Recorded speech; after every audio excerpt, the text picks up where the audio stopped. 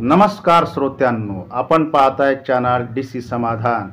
आजच्या नवीन व्हिडिओमध्ये आपणा सर्वांचं स्वागत। आज आपण थोडासा घरगुती विषय घेतलेला आहे, सांसारिक विषय घेतलेला आहे। सासर आणि माहेर यात काय फरक आहे? ज्यावेळेस मुलीचं लग्न होते त्यावेळेस मुलगी सासरी जाते।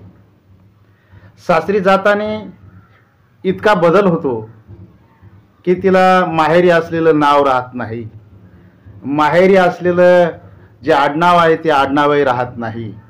त्याचप्रमाणे वडिलांच्या नावाच्या पुढे आपल्या पतीचं नाव येतं, म्हणजे सर्व बदललेलं असतं, सर्व बदलतं।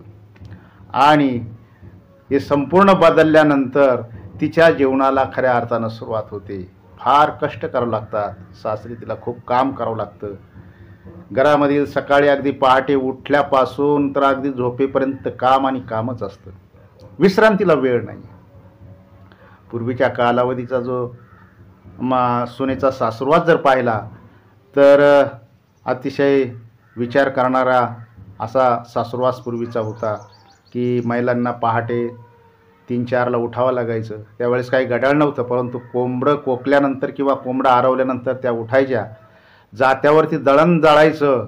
खटलं किंवा कुटुंब मोठं असेल तर ते दळण खूप जास्त दळावं लागायचं आणि सकाळी सासू उठून ते दळण चेक करायची, किती पीठ बारीक आलेलं आहे।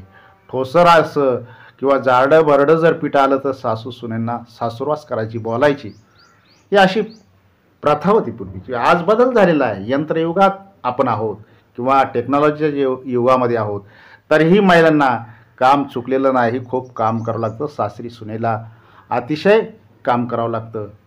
आणि सकाळी उठल्यापासून पहाटे उठल्यापासून मग नवऱ्याचा किंवा पतीचा जेवणाचा डब्बा तयार करायचा, घरातील सर्वांची जेवणं तयार करायची। त्यामध्ये म्हातारे सासू सासरे असतात, त्यांना त्यांच्या आवडीच्या भाज्या, शक्यतो म्हाताऱ्याची माणसं असतात त्यांना ज्वारीची भाकरी किंवा त्यांची वेगळी भाजी त्यांना करून द्यावी लागते, कारण त्यांना डायबिटीस असतो।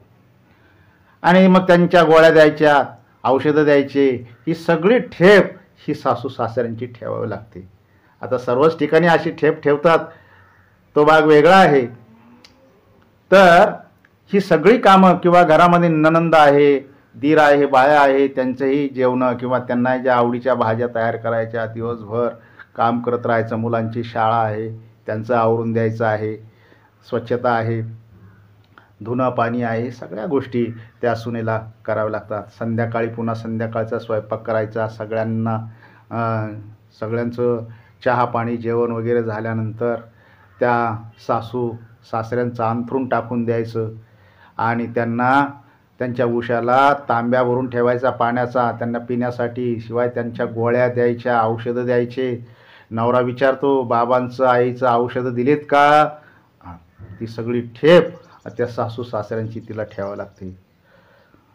सगळे अगदी झोपतात आणि हिचं काम चालू असतं, भांडे स्वच्छ करणं, घर स्वच्छ करणं। सगळ्यात शेवटी झोपणार आणि पहाटे सगळ्यांच्या आधी उठणार, म्हणजे ती सगळ्यात लेट उशिरा झोपणार आणि सगळ्याच्या आधी उठणार, त्याचं नाव सासर। जिथं दुसऱ्यांचे लाड पोट पुरवावे लागतात त्याचं नाव सासर। आणि सासरी आल्यावर सासरी राहताना तिला अतिशय ह्या संपूर्ण कष्टाला सामोरं जावं लागतं आणि तिच्या ह्या कष्टाचं फारसं काय कोणी सासरी दखल घेताना दिसत नाही। परंतु तिला सणवार आला, दिवाळी आली की मग तिला माहेरी जावंसं वाटतं आणि माहेरी गेल्यानंतर मग त्या स्वयंपाकघरामध्ये आई स्वयंपाक करत असते, सगळी चौकशी करत असते। ती काम करायला लागली तर आई काम करू देत नाही, आई म्हणते बस तुला तिथंही काम आणि इथंही काम, मी करते स्वयंपाक। आणि आईने गोडधोड जेवण तिला करावं, सगळ्यांच्या आधी मग ताईचं जेवण, कारण आईची माया आहे। आणि संध्याकाळ झाली की सगळ्यांच्या आधी ताई झोपणार, म्हणजे ती मुलगी झोपणार आणि सकाळी तिला जर कोणी लवकर उठवण्याचा प्रयत्न केला, बहीण असेल, भाऊ असेल, वडील असेल, तर आई म्हणते झोपू द्या, तिथं तिला पहाटेच उठावं लागतं, इथे कशाला उठावतं, तिला झोपू द्या। म्हणजे सगळ्यात लेट ती उठणार, म्हणजे लवकर झोपणार आणि उशिरा उठणार त्याचं नाव माहेर. जिथं स्वतःचे म्हणजे त्या मुलीचे लाड पोट पुरवले जातात त्याचं नाव माहेर. म्हणजे हा सासर आणि माहेरमधला खरा फरक आहे, लक्षात घ्या. आता धोंड्याचा महिना होता ना, आता धोंड्याचा महिना म्हटल्यानंतर जावयाची मजा असते. जावायला कपडे असतात, त्याला सोन्याची अंगठी असते 1 तोळ्याची. मग तो जावई जेवायला येतो, अगदी आमरसाचं जेवण केलं जातं किंवा मग बासुंदी वगैरे अशा वेगवेगळ्या प्रकारच्या मिष्टान्न भोजन त्या जावायला दिलं जातं. जावई यथेच्छ जेवण करतो, त्याला ती सोन्याची अंगठी दिली जाते, कपडे दिले जातात. अतिशय त्याचा भाग्याचा दिवस म्हणावा लागेल. धोंड्याचा महिना म्हणलं की भाग्याचा दिवस. आता हे सगळं झाल्यानंतर मुलगी आईला म्हणते आम्हाला लवकर जायचं आहे, उद्या त्यांना ड्युटीवर जावं लागतं आणि आम्हाला आजच सासरी निघायचं आहे, मला माझ्या घरी जायचं आहे. मग आई सगळं आवरून देते. मग घरामध्ये जे मसाले असतील, भाज्या असतील, त्या सगळ्या मुलीला बांधून द्यायच्या आणि मग ती पिशवी त्या मोटरसायकलला बांधली जाते. जावई मोटरसायकलवर बसतो, मुलगी बसते. सगळं घरदार वाट लावायला म्हणजे मुलीला निरोप द्यायला शेजारी पाजारच्या बाया माणसं आलेले असतात आणि मग बाय बाय टाटा करून मुलगी आणि जावई निघून जातो. आणि मग ही आई, त्या मुलीची आई शेजारणीला म्हणते पाहिला का कसा लक्ष्मीनारायणाचा जोडा दिसतो. म्हणजे मुलीचा लक्ष्मीनारायणाचा जोडा आहे. ठीक आहे, चांगली गोष्ट आहे, मुलगी त्या घरची लक्ष्मी आहे.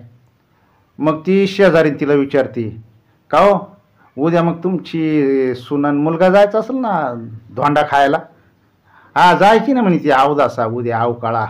हा माझ्या मुलाला अजिबात शोभत नाही, त्याच्या नाकासारखी नाही, त्याला त्याच्या केसासारखी सुद्धा नाही आणि उद्या जाणारीत आता धोंडा खायला जायची अवदासा. म्हणजे सुना अवदासा झाली आणि मुलगी लक्ष्मीनारायणाचा जोडा. अरे त्या सुनाला सुद्धा लक्ष्मीनारायणाचा जोडा म्हणा, मुलाला आणि सुनाला काय अडचण आहे त्याच्यामध्ये. आणि त्या मुलीला अवदसा म्हणते, सुनेला अवदसा म्हणते, हे चांगलं नाही. मग तिला जर अवदसा म्हणणार असेल तर मग ती कशी जीव लावणार हो म्हातारपणी, हा प्रश्न निर्माण होतो. आणि मग म्हणायचं सुना जीव लावत नाही, सुना जीव लावत नाही, औषध नाही, अमुक नाही, अशी ओरड करतात. परंतु पहिल्यापासूनच त्यांना आपली मुलगी आहे असं म्हणून सांभाळा. आपलीच मुलगी आहे. ज्या चष्म्यातून आपण आपल्या मुलीला पाहतो त्याच चष्म्यातून आपल्या सुनाला पाहावं की आपली सूनसुद्धा आपल्या मुलीसारखीच आहे. आणि तिला जर तशा पद्धतीची वागणूक, चांगली वागणूक जर दिली तर निश्चितच ती सून तुम्हाला मुलीपेक्षाही चांगलं सांभाळेल. लक्षात घ्या. तुमचं खाणं असेल, तुम्हाला जे काही खाण्यासाठी लागतं, औषधं लागतात, हे सगळं ती व्यवस्थित तुम्हाला पुरवल्याशिवाय राहणार नाही. फक्त विनंती आहे सर्व सासांना की आपला चष्मा जो मुलीला पाहण्यासाठी वापरताना तोच चष्मा आपल्या सुनेला पाहण्यासाठी वापरा. तुमच्या आनंदात दिवस गेल्याशिवाय राहणार नाही आणि मग आई वृद्धाश्रमात जाण्याची कोणाला गरज भासणार नाही. फक्त एकच करायचं आहे आपल्याला की आपला चष्मा उतरायचा आहे सुनाला पाहण्याचा आणि मुलीला जो पाहण्याचा चष्मा आहे तो चष्मा आपल्याला वापरावा लागेल. निश्चितच आपली सून आपल्याला जीव लावल्याशिवाय राहणार नाही अशी अपेक्षा आपण सासांकडून ठेवूया आणि सासा आपल्या सुनाला जीव लावतील अशी अपेक्षा ठेवूया. आपण खऱ्या अर्थानं या नारी शक्तीचा सन्मान केला पाहिजे. नारी शक्ती ही देशाला, समाजाला, घराला, समाजाला, देशाला पुढे घेऊन जाणारी आहे. नारी शक्ती की जय. आणि सगळ्यात महत्त्वाची गोष्ट, तुम्ही चॅनल पाहता परंतु सबस्क्राईब करण्याचं प्रमाण कमी झालं आहे. तेव्हा सबस्क्राईब करा, कमेंट्स करा आणि लाईक करायला विसरू नका. नमस्कार.